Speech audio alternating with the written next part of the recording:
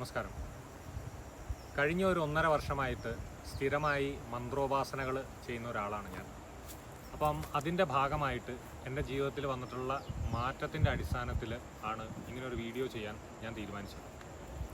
അപ്പം മന്ത്ര ഉപാസനകളിലൂടെ നമുക്ക് കൈവരുന്ന ബെനിഫിറ്റുകൾ, അത് നമ്മളുടെ ജീവിതത്തെ എങ്ങനെ സ്വാധീനിക്കുന്നു, നമ്മളുടെ ജീവിതത്തിൽ ഏതുതരം മാറ്റങ്ങൾ ഉണ്ടാക്കുന്നു എന്നതിനെക്കുറിച്ചൊക്കെ ആളുകളുടെ അടുത്തൊന്ന് പറയണം എന്ന് ഒരു തോന്നൽ എൻ്റെ ഉള്ളിൽ വന്നിട്ടുണ്ടായിരുന്നു. അപ്പം അതൊന്ന് ഞാൻ നിങ്ങളുടെ അടുത്ത് ഷെയർ ചെയ്യാൻ ആഗ്രഹിക്കുകയാണ്. എൻ്റെ പേര് മനു ചന്ദ്രൻ.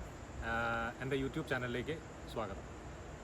അപ്പം മന്ത്രങ്ങൾ എന്ന് പറയുമ്പോഴത്തേക്കും ആദ്യം നമ്മളുടെ മനസ്സിൽ വരുന്ന കാര്യം എന്താണെന്ന് വെച്ച് കഴിഞ്ഞിട്ടുണ്ടെങ്കിൽ മന്ത്രവാദം അല്ലെങ്കിൽ ബ്ലാക്ക് മാജിക്, അങ്ങനത്തെ കുറേ കാര്യങ്ങളാണ് നമ്മളുടെ മൈൻഡിലേക്ക് ആദ്യം വരുന്ന പിക്ചർ. അപ്പോൾ അതിനാരെയും തെറ്റു പറയാൻ പറ്റുമൊന്നുമില്ല. കാരണം നമ്മൾ അതിനെപ്പറ്റി മനസ്സിലാക്കിയിരിക്കുന്നത് ആ രീതിയിൽ തന്നെയാണ്. ഇപ്പോൾ ഒരാൾ മന്ത്രം ചൊല്ലുന്നുണ്ടെന്നുണ്ടെങ്കിൽ അവൻ മന്ത്രവാദിയാണ്, അവൻ ബ്ലാക്ക് മാജിക് ചെയ്യുന്ന ആളാണ്, അവൻ വേറെ എന്തൊക്കെയോ തട്ടിപ്പ് പരിപാടികളൊക്കെ ചെയ്യുന്നുണ്ട്, അങ്ങനെയൊക്കെ ചിന്തിക്കും. അത് സ്വാഭാവികമായിട്ടൊരു ചിന്തയാണ്. അത് നമ്മളുടെ സൊസൈറ്റിയിൽ പഠിച്ചു വളർന്ന മനസ്സിലാക്കിയ രീതി അതായതുകൊണ്ടാണ് അങ്ങനെ തോന്നുന്നത്. പക്ഷേ ഇതല്ലാതെ തന്നെ മന്ത്രങ്ങൾക്ക് കുറച്ചും കൂടെ ഡീപ്പായിട്ടുള്ളൊരു അണ്ടർസ്റ്റാൻഡിങ് ഉണ്ട്. അതിനെപ്പറ്റി പറയാനാണ് ഞാൻ ആഗ്രഹിക്കുന്നത്. നമുക്കറിയാം, മന്ത്രങ്ങളെല്ലാം സംസ്കൃത ഭാഷയിൽ എഴുതപ്പെട്ടിട്ടുള്ളതാണ്. സംസ്കൃത ഭാഷയുടെ വ്യത്യസ്തത എന്താണെന്ന് വെച്ച് കഴിഞ്ഞിട്ടുണ്ടെങ്കിൽ, മറ്റ് ഭാഷകളെ പോലെ എന്തെങ്കിലും ഒരു വസ്തുവിനെ നോക്കി അതിന് ഈ പേര് വിളിക്കണം അല്ലെങ്കിൽ ആ പേര് വിളിക്കണം, ആ രീതിയിൽ വളർന്നു വന്നിട്ടുള്ള ഒരു സംസ്കാരമല്ല സംസ്കൃതത്തിനുള്ളത്. സംസ്കൃതത്തിലെ ഓരോ അക്ഷരങ്ങളും നമ്മളുടെ നെർവ്സിൻ്റെ, അതായത് നാഡികളുടെ സ്പന്ദനത്തിൽ നിന്ന് ഡീകോഡ് ചെയ്ത് നിർമ്മിക്കപ്പെട്ടിട്ടുള്ളതാണ്.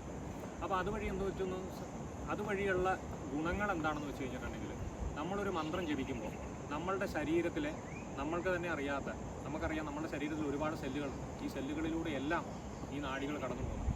അപ്പോൾ ഈ നാഡികളുടെ വൈബ്രേഷനിലൂടെ നമ്മളുടെ ശരീരത്തിലുള്ള പല സെല്ലുകളും പ്രത്യേക രീതിയിൽ വൈബ്രേറ്റ് ചെയ്യുകയും അതിലൂടെ അതിനുണ്ടാകുന്ന ഒരു റിജുവിനേഷൻ അല്ലെങ്കിൽ ഒരു റീബർത്ത് അല്ലെങ്കിൽ ഒരു പുനരുദ്ധാരണം സംഭവിക്കുകയും അതുവഴി നമുക്കും ഫിസിക്കലും മെൻ്റലുമായിട്ടുള്ള ചേഞ്ചസും മാറ്റങ്ങളും ഉണ്ടാക്കി ഇന്നത്തെ കാലഘട്ടത്തിൽ നമുക്ക് ജീവിക്കാനുള്ള ഊർജം തരുന്ന ഒരു പ്രക്രിയയാണ്, ഒരു പ്രോസസ്സാണ് ആക്ച്വലി മന്ത്രങ്ങൾ നമുക്ക് വേണ്ടിയിട്ട് സംഭാവന ചെയ്യുന്നത്.